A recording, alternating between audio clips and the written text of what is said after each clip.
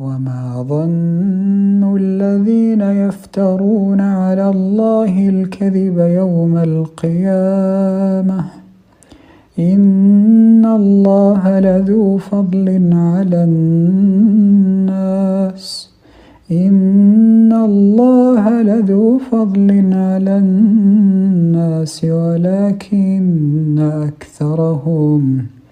ولكن أكثرهم لا يشكرون.